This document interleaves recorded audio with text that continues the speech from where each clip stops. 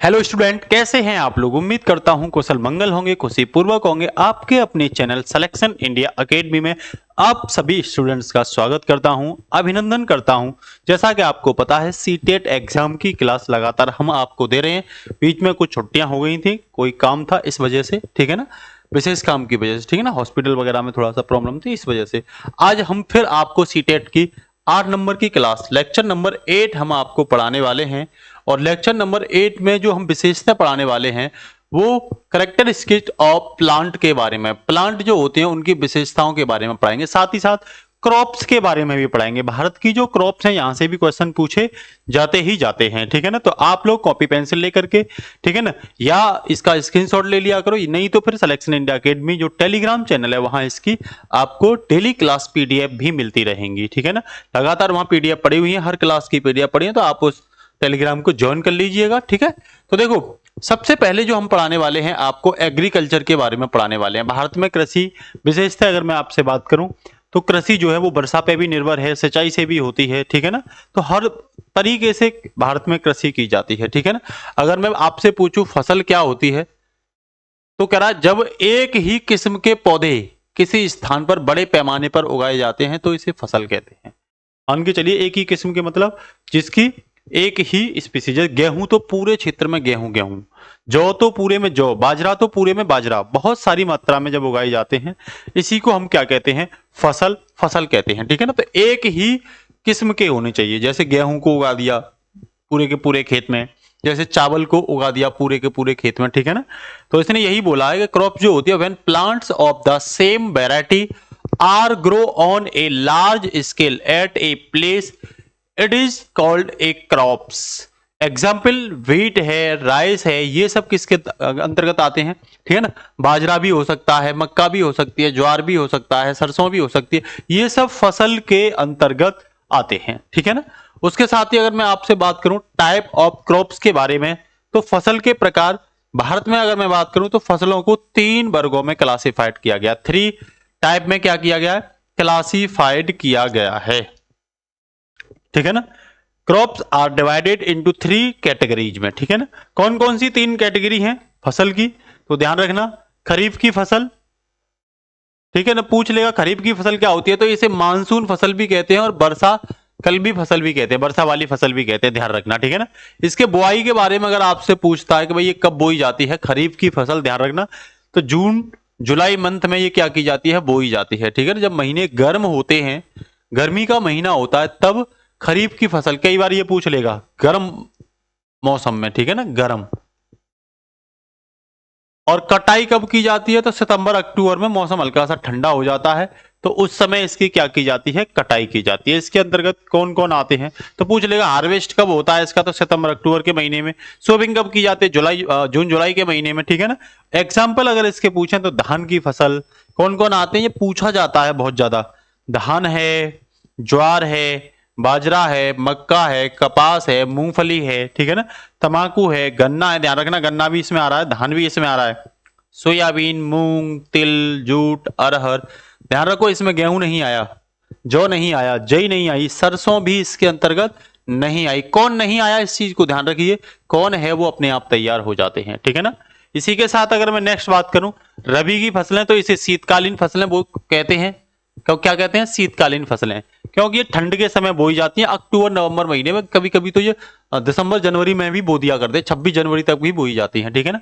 कब काटी जाती हैं, तो गर्म माहौल में ये काटी जाती है, मार्च अप्रैल का जो महीना होता है, मार्च अप्रैल मई तक ये काटी जाती है, ध्यान रखना, ठीक है ना। ये गर्म महीने में काटी जाती हैं। एग्जाम्पल के तौर पर अगर मैं बात करूं, देखो गेहूं, जौ, चना, मटर, आलू, राई, सरसों, मसूर, ये किसकी फसलें हैं, तो ये आपसे कह देगा रबी की फसलें हैं। किसकी फसलें हैं, तो ये रबी की फसलें हैं, ध्यान रखना, ठीक है। ये क्वेश्चन पूछा जाता है कौन रबी की नहीं है, कौन खरीफ की नहीं है, कौन खरीफ की है, कौन रबी की है। एक एक क्वेश्चन इंपोर्टेंट है सीटेट के लिए। नेक्स्ट कह रहा है जायद की फसल ग्रीष्म ऋतु की फसल होती है, बिल्कुल इसे ग्रीष्म ऋतु की फसल भी कहते हैं, ठीक है ना, क्योंकि ये मार्च और अप्रैल के मंथ में बोई जाती है। कब बोई जाती है, मार्च ऑफ अप्रैल के मंथ में, अप्रैल में ना, मार्च और अप्रैल के मंथ में बोई जाती है। कब काटी जाती है? तो मई जून में इसे काटा जाता है, गर्मी के मौसम में इसे काटा जाता है। ज्यादातर ये रसीले होते हैं, ध्यान रखना। ज्यादातर ये वर्षा पर निर्भर होते हैं, ध्यान रखना। इसमें ज्यादा गर्मी होगी, ये फसलें उतनी ही अच्छी होंगी जायद वाली, ठीक है ना। तो कौन? तरबूज, खरबूज, खीरा, ककड़ी, भिंडी, टमाटर, मिर्च, कद्दू, ये सब क्या होते हैं? ये सब जायद की फसलें होती हैं। चारा भी इसी के अंतर्गत आता है, ठीक है ना। अब आपसे पूछ लेगा डेजर्ट ओक, रेगिस्तानी ओक क्या है? प्लांट्स में आ गए, अभी हमने फसल पढ़ा। प्लांट्स में देखो, ये आप रेगिस्तान देख रहे होंगे, तो ये आपको रेगिस्तानी ओक दिखाई दे रहा होगा। क्या है ये? रेगिस्तानी ओक, ठीक है ना। कह रहा यह एक आकर्षण, मध्यम और धीमी गति से बढ़ने वाला पेड़ है, अट्रैक्टिव भी है, जो ऑस्ट्रेलिया के शुष्क रेगिस्तान क्षेत्र में पाया जाता है। विशेषतः इसके लिए आप ऑस्ट्रेलिया को जरूर दिमाग पर रखोगे। जब ओक की कहीं बात आती है तो आपको ऑस्ट्रेलिया को जरूर दिमाग पर रखना पड़ेगा, ठीक है। कह रहा है इसकी बहुत कम पत्तियां होती हैं। देखो सिंपल सी बात है, यहां नमी ज्यादा होगी नहीं, बाष्पीकरण की दर ज्यादा होगी, तो पत्तियां फैलाव करेंगी तो पेड़ सूख जाएगा। इसीलिए इनकी पत्तियां जो होती हैं काफी छोटी पत्तियां होती हैं। क्या होती हैं? काफी छोटी पत्तियां होती हैं, ठीक है ना। तो कह रहा है इसकी पत्ती बहुत कम होती हैं। यह लगभग 10 से 15 फीट तक लंबा होता है। बिल्कुल, जो ओक होता है वो 10 से 15 फीट, मीटर नहीं कह रहा हूं, ध्यान रखना, फीट की बात कर रहा हूं मैं, लिख भी दे रहा हूं जिससे कि आपके दिमाग पर चीज बनी रहे। ओक जो होता है 10 से 15 फीट लंबा होता है। इसकी जड़ें उसके तने की 30 गुना लंबी होती हैं। देखो जो तना होता है ना, ये तना, इस तने से जड़ें 30 गुना लंबी होती हैं, क्योंकि ये बहुत गहराई से इस पेड़ के लिए क्या लाती हैं? नमी लेके आती हैं, तब ये पेड़ जिंदा लंबे समय तक रहता है, ठीक है ना। नेक्स्ट अगर मैं बात करूं, कह रहा है यह जड़ पानी तक पहुंचने के लिए जमीन के अंदर गहराई तक जाती हैं। यह पानी पेड़ के तने में क्या हो जाता है? जमा होता है, ठीक है ना। नेक्स्ट कह रहा है इसी पानी को पीने के लिए अस्थायी लोग पेड़ के तने में एक पतली पाइप लगाते हैं। क्या लगाते हैं?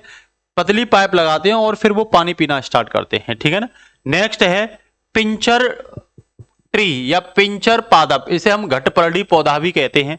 ये क्या है? घटपर्णी। ये जो छोटे छोटे कीट होते हैं उनको अपने अंदर लेकर के ऊपर क्या करते हैं? बंद कर देता है और उन्हें मार देता है, ठीक है ना। कीट बच्ची भी कहते हैं इसे। क्या कहते हैं? कीट बच्ची। ये कीटों का बच्चा कर देता है। कीट बच्ची पौधा भी है, ये ध्यान रखना। क्या है? कीट बच्ची पौधा, ठीक है। इसके साथ साथ इसे शिकारी पौधा भी कहते हैं। देखो इस तरह के छोटे छोटे जीव कोई अंदर बैठा करके मार डालता है। कह रहा कुछ ऐसे पौधे भी होते हैं जो चूहे, मेढक, कीड़े मकोड़े, छोटे जीवों का शिकार करते हैं। इनमें निफेथस, निपेंथिस, इसे जरूर याद रखना, ये निपेंथिस ये सबसे मशहूर है। ये ऑस्ट्रेलिया, इंडोनेशिया और भारत में, कहाँ का? ऑस्ट्रेलिया, इंडोनेशिया और भारत में ये ज्यादा पाया जाता है, ठीक है ना। नेक्स्ट कह रहा राज्य में, कह रहा है इसका आकार घड़े जैसा होता है। जो घड़ा होता है उसी तरीके का, जैसा आप देख भी रहे होंगे। देखो घड़ा कुछ ऐसा ही तो खुला हुआ होता है, तो ये उसी आकार में है, ठीक है ना। कह रहा है ऊपर पत्ती का ढक्कन लगा होता है। देखो ऊपर जो है ये आपको दिखाई दे रहा होगा, ये जो है वो पत्ती का ढक्कन है, तो आप इसे ये इस तरीके से कवर हो जाता है इस पे, ठीक है ना। कह रहा है घड़े से खास खुशबू, जिसकी वजह से कीड़े यहाँ खींचे चले जाते हैं। कीड़े क्यों आते हैं? कि इससे विशेष प्रकार की स्मेल आती है। कह रहा पौधे के ऊपर ही कीड़े अंदर फंस जाते हैं और बाहर नहीं निकल पाते हैं। पौधे भी शिकार करते हैं, वह भी कितनी चतुराई से, बहुत बड़ी चतुराई से क्या करते हैं? ये शिकार करते हैं, ठीक है ना। इसके साथ ही नेक्स्ट कह रहा है मांसाहारी और कीट बच्ची है। ये मैं पहले बता चुका हूं, मार डालता है, और ये कीट बच्ची है, कीटों को भी मार देता है, ठीक है। कह रहा है अपने गड्ढे के जाल में कीड़े, मेढक और चूहों को क्या कर लेता है? फंसाता है। इस घड़े के समान दिखाई देने वाली संरचना वास्तव में उसकी पत्ती का रूपांतरित भाग कीड़ों को आकर्षित करने के लिए जाए, यह अच्छी गंध पैदा करता है। ये सिंपल सी बात है, उस गंध की वजह से ही इसके पास जो है कीट बच्ची वगैरह या अन्य छोटे छोटे जीव आते हैं, ठीक है। नेक्स्ट कहला क्लोरोफिल। क्लोरोफिल की उपस्थिति के कारण पौधे प्रकाश संश्लेषण में बिल्कुल कई बार पूछ लेता है किसकी वजह से पौधे जो है प्रकाश संश्लेषण करते हैं, तो क्लोरोफिल की वजह से। क्लोरोफिल की वजह से ही आपको बताना है। पौधे का रंग हरा किस वजह से होता है, ग्रीन किस वजह से होता है, कमेंट बॉक्स में बताना। कह रहा है लेकिन नाइट्रोजन की कमी को दूर करने के लिए यह कीड़े खाते हैं। तो ये कीड़े खाने का मतलब क्या है? कीड़े खाने का मतलब यह है कि ये अपने अंदर जो है नाइट्रोजन की कमी को क्या करते हैं? पूरा करते हैं। कह रहा है pitcher plant, Venus, fly trap, cobra lily, है ना, वाटर वॉल्ट, ड्रोसेरा, कैम्पेसिस, सनूड, है ना, नेप्थेसिस, ये सब पौधे क्या हैं? ये मांसाहारी और कीटभक्षी पौधे हैं। नेक्स्ट आप देख रहे होंगे खेजड़ी पेड़ है ये, ठीक है ना। ये भी एक प्रकार से कटीली झाड़ियां और रेगिस्तानी क्षेत्र में ही ज्यादा देखने को मिलता है। कह रहा है खेजड़ी पेड़ राजस्थान में पाए जाते हैं, ये ध्यान रखना है इस राज्य का नाम। कह रहा है यह वृक्ष मुख्यतः रेगिस्तानी क्षेत्र में पाया जाता है, इसे अधिक जल की आवश्यकता नहीं होती, रेगिस्तान में जरूरत नहीं होगी ज्यादा जल की। कह रहा है इसके फलों को एक समृद्ध प्रोटीन स्रोत के रूप में पाया जाता है। प्रोटीन का स्रोत, इस पर जो फल आता है उसे प्रोटीन स्रोत के रूप में देखा जाता है। कह रहा है पेड़ की फसलों की छाल का उपयोग किसके लिए करते हैं? औषधि के रूप में। जो इसकी छाल होती है उसे औषधि के रूप में क्या किया जाता है? प्रयुक्त किया जाता है। कह रहा है कीड़े इसकी लकड़ी को नुकसान नहीं पहुंचाते। यह छायादार वृक्ष है जिसकी छाया से बच्चे क्या करते हैं? खेलना पसंद भी करते हैं। तो कई तरीके से क्या है, एनवायरमेंट फ्रेंडली है और एनवायरमेंट अनुकूल भी है। नेक्स्ट आप देख रहे होंगे बरगद का पेड़, कितना जटिल पेड़ होता है, इसकी आयु काफी होती है, देख रहे होंगे काफी जटिल है ये बरगद का पेड़। क्या है? काफी जटिल है ये पेड़, ठीक है। तो इसके बारे में अगर हम बात करें तो कह रहा है ये 200 साल तक जीवित रह सकता है, एज काफी है इसकी। क्या है? एज बहुत ज्यादा है। कह रहा है पुराने बरगद के पेड़ों की लटकती हुई शाखाएं वास्तव में पेड़ की जड़ें ही होती हैं। जो शाखाएं लटकती हैं वो पेड़ की क्या होती हैं? जड़ें होती हैं। कह रहा है ये आप देख भी रहे होंगे, ये सब क्या है, देख रहे हैं। तो कह रहा है ये शाखाओं से नीचे बढ़ती हैं जब तक कि वे जमीन तक नहीं पहुंच जाती। जब तक ये जड़ें बढ़ती हैं तब तक ये जमीन तक ग्रोथ नहीं कर जाती। कह रहा है ये जड़ें खम्भे की तरह होती हैं जो कि पेड़ को मजबूत सहारा देती हैं। बिल्कुल ये पेड़ के लिए बेनिफिशियल भी हैं, खम्भे की तरह उसे क्या देती है? मजबूत सहारा देती हैं। कह रहा बरगद के पेड़ की जड़ें भी जमीन के नीचे होती हैं, जमीन के नीचे होती हैं जैसे दूसरे पेड़ों की होती हैं। तो जैसे दूसरे पेड़ों की जड़ें होती हैं वैसे ही इसकी भी जड़ें क्या होती हैं? नीचे ही होती हैं। नेक्स्ट देख रहे होंगे यूकेलिप्टिस, इसे सफेदा भी कहते हैं। ग्रामीण इलाकों में हम जब छोटे थे तब भी इसे क्या बोलते थे? सफेदा का पेड़। तो इसे सफेदा भी, काफी लंबा होता है ये, ठीक है ना। तो कह रहा है यूकेलिप्टिस मुख्यतः ऑस्ट्रेलिया का वृक्ष माना जाता है। किसका? ऑस्ट्रेलिया का वृक्ष है, ठीक है ना। कह रहा है यूकेलिप्टिस को आप बताओगे ये कहाँ का राष्ट्रीय वृक्ष है? यूकेलिप्टिस को सामाजिक वानिकी या पारिस्थितिकी तंत्र का आतंकवादी कहा जाता है, क्योंकि जहां भी होता है वहां सूखा पैदा कर देता है। क्योंकि यूकेलिप्टिस एक दिन में 40 लीटर जल, कितना जल चाहिए इसे? 40 लीटर जल का अव्यक्त करता है। तो ये इसके लिए भाई, ये इसीलिए ज्यादा लोग इसे नहीं करते हैं, ठीक है। अब बात आती है जंगल की। फॉरेस्ट क्या होते हैं, ठीक है ना। कह रहा है यह अधिकार, पहले तो मैं जंगलों की बात करूं, जंगल क्या होते हैं? तो जंगल वो होते हैं जिनमें विभिन्न प्रकार की झाड़ियां, पेड़, प्लांट वगैरह, ठीक है ना, ये सब मिलते हैं, उन्हें जंगल कहते हैं, ठीक है ना। जंगल कानून की बात करूं तो जंगल अधिकार कानून कब बना था? 2007 के अनुसार जो लोग 25 सालों से जंगल में एक जगह रह रहे होते हैं, यह कानून उन्हें क्या देता है? अधिकार देता है 25 साल तक। इस साल को याद रखना, जंगल कानून 2007 किसे अधिकार देता है? ऐसे लोगों को जो जंगल में 25 सालों से कम रह रहे होते हैं। कह रहा वो इस जगह पर जो चाहे वो उगा, कुछ भी उगा सकते हैं, ठीक है ना। उनको वहां से हटाया नहीं जा सकता क्योंकि वो फिर जंगल के लोग या आदिवासी लोग क्या कहलाते हैं, ठीक है ना। 25 कम से कम 25 वर्ष रहने चाहिए, इस चीज को आप ध्यान रखना, ठीक है। कह रहा है जंगल अधिकार कानून 2000, यह कानून आदिवासियों को उनके हक को दिलाता है जो लोगों को कम से कम 25 साल से जंगल में रह रहे होते हैं। कह रहा उनका वहां के जंगल और वहां पैदा होने वाली चीजों पर हक होता है, उन्हें जंगल से हटाया नहीं जाता। जंगल बचाने का भी काम उनकी ग्राम सभा करती है। क्या करती है ना, ग्राम सभा को अधिकार यहाँ ज्यादा दिए गए हैं। कह रहा जंगल का संरक्षण वहां की ग्राम सभा, और संरक्षण का भी काम किसको दिया गया? ध्यान रखना, वहां की ग्राम सभा को दिया गया। कह रहा खानों की खुदाई और बांधों का निर्माण, जंगलों में खुदाई भी होती है, खानों की, और बांध बनाए जाते हैं। का निर्माण करने से जंगल क्या हो रहे हैं? खत्म हो रहे हैं। आजकल क्या कर रहा है, जो भी इंडस्ट्रियल काम करना ज्यादातर जंगली क्षेत्रों में लोग ले जाते हैं, वहां जंगलों को काटना स्टार्ट कर देते हैं, इसीलिए जंगल क्या हो रहे हैं? सिकुड़ते हुए चले जा रहे हैं। कह रहा जिस मैदान में 1-3 बीज बोए जाते हैं उसे 1-3 जमीन बोलते हैं। क्या बोलते हैं? 1-3 जमीन बोलते हैं, ठीक है। इसके साथ ही नेक्स्ट साग क्या होता है? हर्ब कहते हैं इसे। कह रहा हरे एवं कोमल तने वाले पौधों को, हरे एवं कोमल तले वाले पौधों को साग, साग सब्जियां जानते हैं, कहते हैं साग सब्जियां, ठीक है ना। ये सब साग सब्जियों में ही आते हैं, साग में ही आते हैं, ध्यान रखना ये, ठीक है ना। कह रहा है इनमें कई शाखाएं नहीं होती हैं। नेक्स्ट कह रहा है जैसे पालक है, सरसों है, मटर है, टमाटर है, गेंदा है, प्याज है, ये सब किसके अंतर्गत आते हैं? साग के अंतर्गत आते हैं, ठीक है ना। इसके साथ ही नेक्स्ट झाड़ी क्या होती है? कह रहा है कुछ पौधों में शाखाएं तने के आधार के समीप से निकलती हैं। कहां से निकलती हैं? तने के आधार के समीप से। तना कठोर परंतु अधिक मोटा नहीं होता है, बिल्कुल ध्यान रखना। जैसे मेहंदी का तना, गुलाब का तना, गुड़हल, नींबू और तुलसी, तना मोटा होता है लेकिन झाड़ियां क्या होती हैं, इतनी अधिक मोटी नहीं होती हैं, इस चीज को ध्यान रखना, ठीक है। इसके साथ ही नेक्स्ट जो है वो वृक्ष क्या होते हैं, ट्री।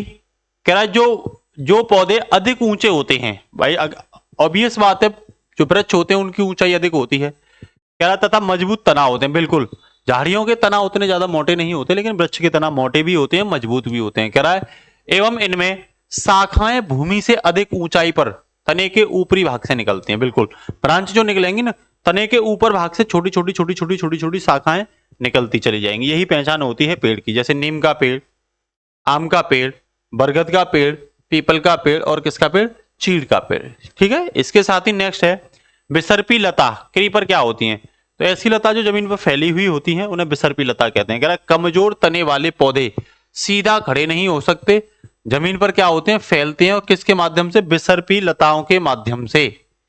जैसे तरबूज का है, कद्दू का है, शकरकंद का, ये सब किस में आते हैं, बिसर्पी लता, ठीक है ना। उसके साथ साथ एक और होती है आरोही लता। क्या होती है, आरोही। बिसर्पी लता जमीन पर फैली हुई होती है, आरोही लता किसी के माध्यम से ऐसे इस तरीके से लंबवत रखी जाती है। आप देख रहे होंगे ये सब क्या है, जैसे करेले का पेड़ लताएं होती हैं इस तरीके से, वैसे ही आप देख रहे होंगे, ठीक है ना।